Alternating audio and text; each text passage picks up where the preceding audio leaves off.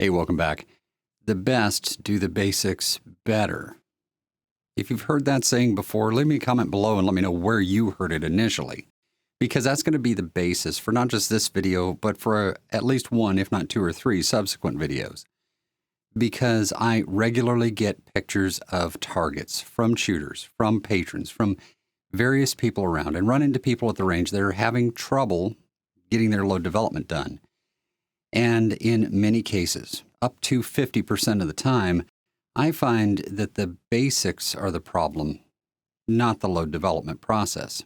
So let's get into it. The truth is, before your choice of bullets, choice of brass, choice of powder, choice of primer, and all of your brass prep processes make any difference whatsoever in your load development, you gotta get the basics right. If you can't shoot 30 consecutive perfect shots without shanking one, and especially without shanking one without knowing it, you aren't going to be able to do load development effectively. So let's go back, rewind to the basics, and get away from many of the things that we've talked about in load development before, and move back to the simple concept of being able to shoot groups. In other words, you need to be able to shoot the group size that you want your rifle to shoot.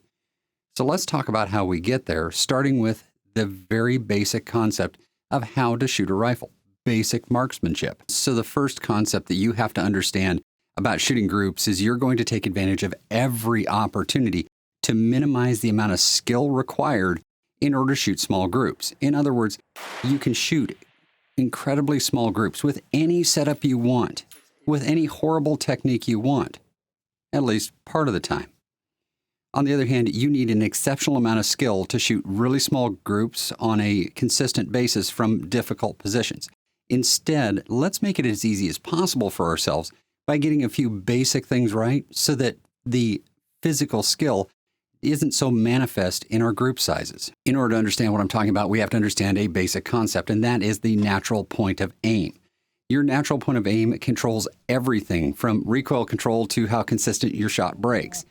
Because if you're having to muscle a rifle or English it, as one of the PRS pros recently said, you are going to have some divergent shots from where you intend them to be going.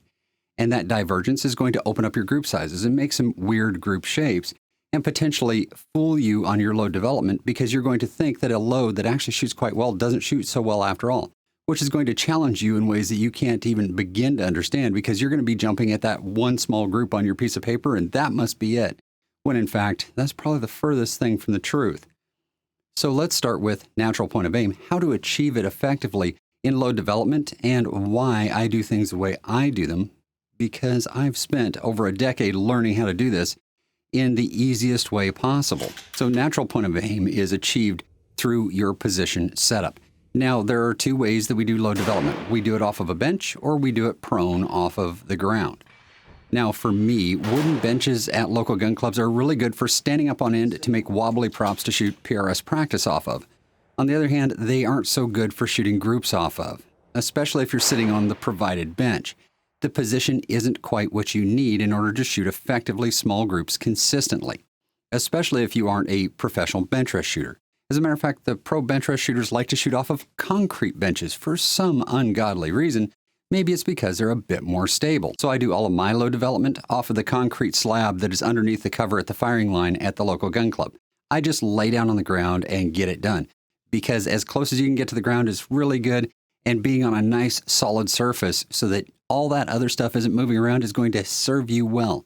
That way, every time you shift your weight a little bit in your position, you aren't moving what the rifle is sitting on. Instead, you're going to have a nice, steady rifle position to shoot from. But that's not the only thing you have to get right. You have to get some other things right in order to achieve that natural point of aim on a consistent basis without struggling so much with your setup. So let's look at a couple of setups here, and I can describe to you what's wrong with them. I'd set them up intentionally wrong so I could show you. And then I'm going to show you some ways to make them a little better. And in the end, I'm going to show you the way that I do it. Now, the way I do it involves some very expensive equipment. You don't have to have very expensive equipment to do it.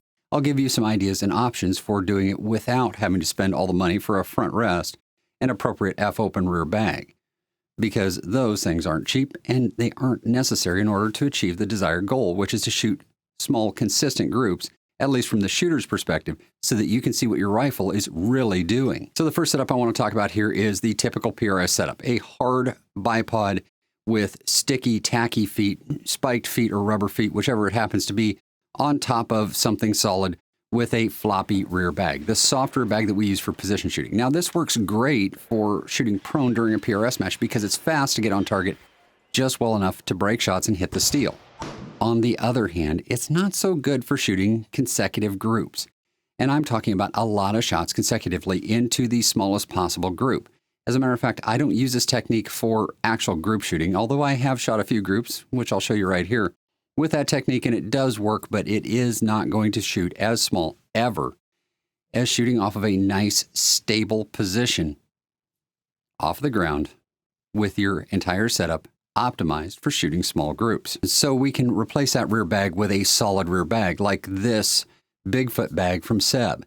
Now, this one I've had for F-Open for quite a few years. It's a great bag. I love it to death and would not be without it for load development. It doesn't mean you have to have one. You can have one that is similar in order to achieve the desired goal, but let me show you a problem with this ACC Elite chassis when we're trying to do this. Now, we have a bipod that's pretty well fixed. It is adjustable somewhat, but it isn't finely adjustable. It's kind of a macro adjustment. That means that all of your micro adjustments have to come from the back end of the rifle, which means that you're going to need a way to adjust it effectively and in very, very small increments in order to get that perfect point of aim with a natural point of aim and not have load into the rifle holding it in place. And so as I zoom in here, you can see that the grip is touching the front of the bag. This is a no-no.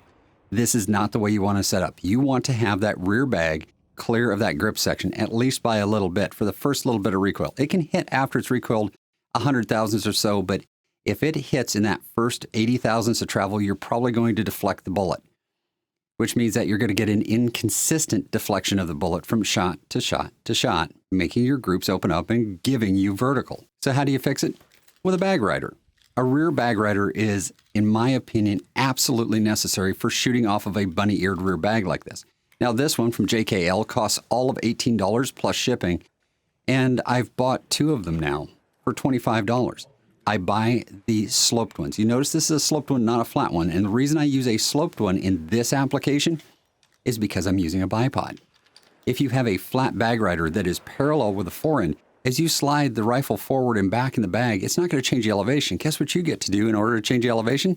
That's right, put some English on the rifle, which is a violation of the natural point of aim concept and understanding of the best practices for marksmanship.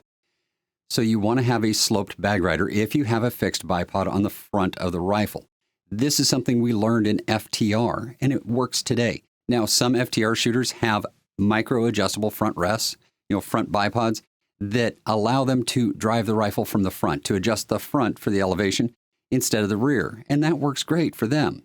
But if you're using a fixed bipod like this one, you're going to need to be able to drive it from the rear, which means a sloped bag rider is a necessity, especially shooting off of a bunny-eared bag like this. I would normally do one of those I bought this thing videos for this rear bag rider from JKL, but honestly, I showed it to you here. There's no use in making a second video for it, so take note.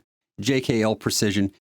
By the way, when you go to check out on their website, it's goofy if you're doing autofill for stuff, so be sure to type everything in one at a time and it'll work just fine for you. I've managed to purchase 2 bag riders now from that website independently because I always buy one to see if it works and then another one for the second rifle. So the next step up from this is going to the ability to aim the rifle from the front. In other words, making the back just a solid position that we're pivoting off of and the front the adjustment for elevation and windage both.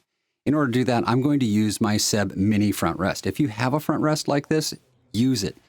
But you're going to need a bag rider for a PRS rifle. If you have an F-class rifle or any other kind of rifle that can ride a bag without having to have a bag rider, good for you. In my case, I have an Arca rail on the bottom, and that doesn't ride a bag worth a darn.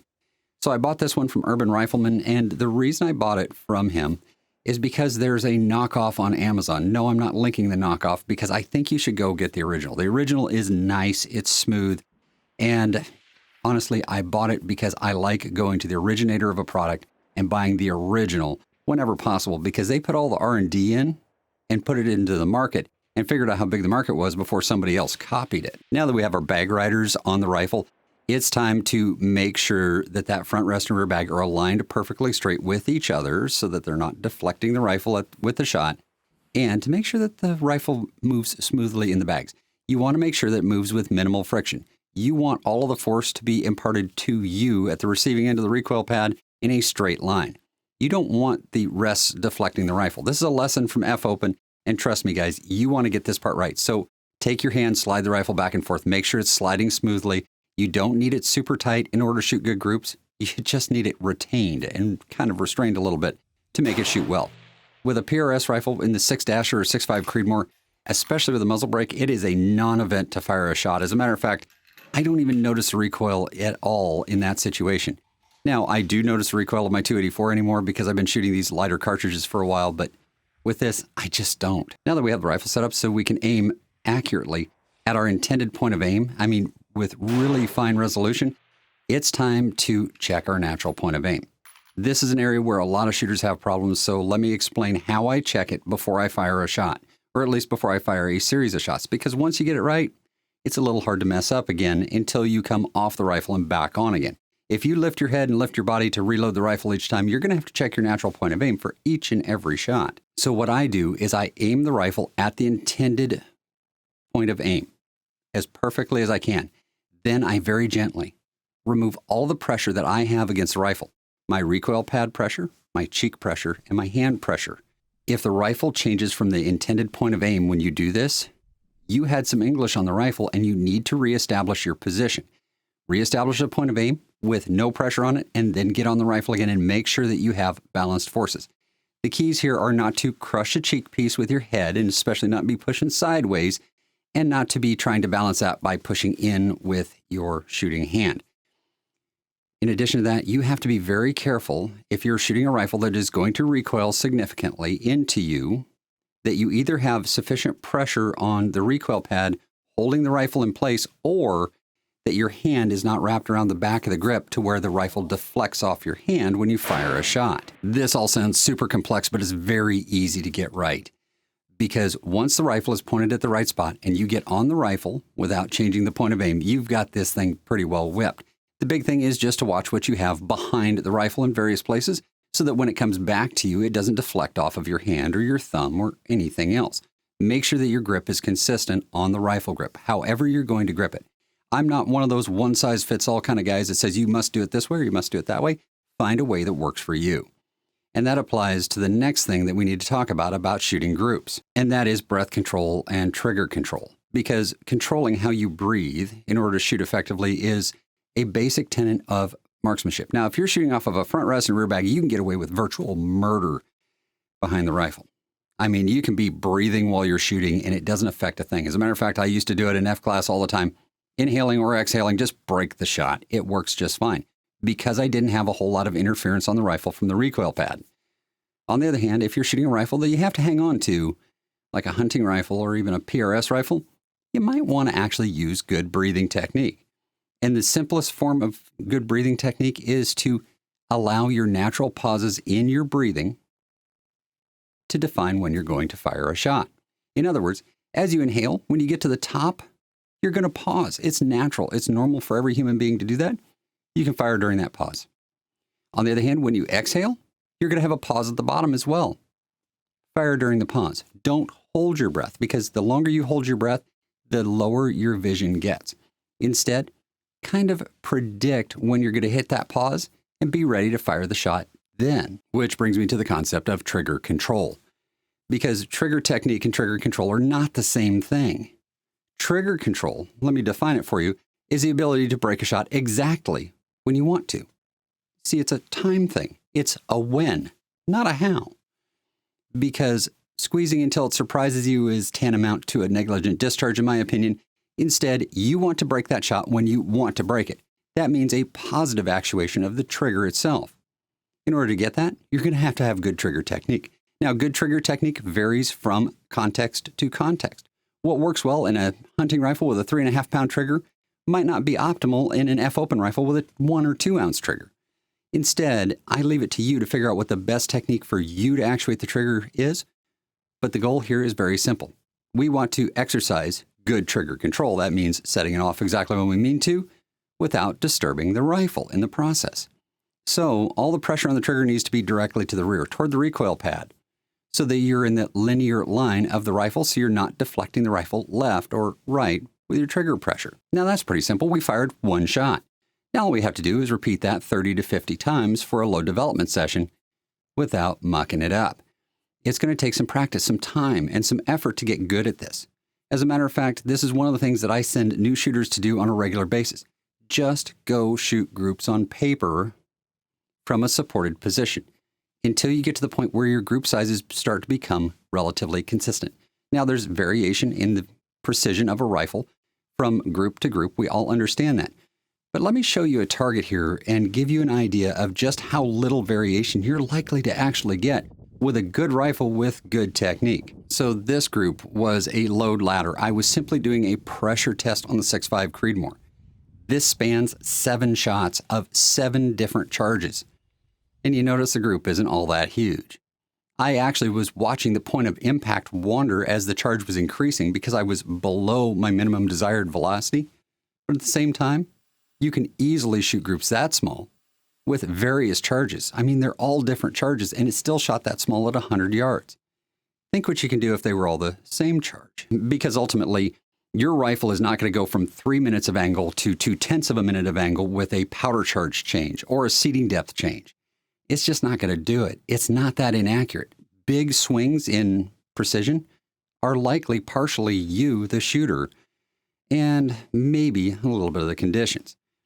Otherwise, you know what? Unless you made a major boo-boo with your loading, you're unlikely to shoot really huge groups with a good rifle. Now, if you have a difficult rifle, it's not going to shoot good groups consistently. It might shoot one wallet group here or there, and then all the rest are going to be trash. And you need to be patient and understand that if you get a consistent average group size of 1 minute of angle, that's kind of what the rifle's good for. If that's not what you need, you're going to need to do something about it. You're going to need either a different rifle design, a different barrel, or you may need to start changing components. But it's not until you get to the point where you have consistent group sizes, consistent points of impact, that you can really tell whether there's a difference from load to load, especially with the small sample sizes that we use in load development. If you wanted to shoot 35 round groups in order to understand which load is best, that'd be great, but you're going to have to shoot at least 70 consecutive perfect shots in order to achieve that goal. And that, my friends, is very hard to do, even for me. So I'm sure somebody has already noticed that I didn't mention follow-through, because when we're shooting groups, follow-through is not as important as you might think it is. I know there's somebody out there saying you have to hold the trigger to the rear. No, you don't. You just don't. Over a decade of continuous load development with the highest precision rifles that money can buy has showed me that holding the trigger to the rear has no effect when shooting groups. It has positive effects on your marksmanship when you're trying to learn trigger technique in order to achieve trigger control, but that's a video for another day. Instead, I want you to focus on watching the bullet go through the target. Because if you focus on that, you focus your mind on doing that, it's going to reduce your flinch. And flinching is, well, the antithesis of precision shooting. You have to, absolutely have to eliminate your flinch to the extent possible. Now, that can be impossible in many situations for many shooters because, honestly, super light guns that whack you pretty hard are going to cause you some anticipation. You're going to have to learn to accept the recoil and accept all the stuff moving in front of your face while trying to maintain a sight picture on the target while you're firing. But in the end, maintaining that sight picture is probably not as important as not flinching before you break the shot.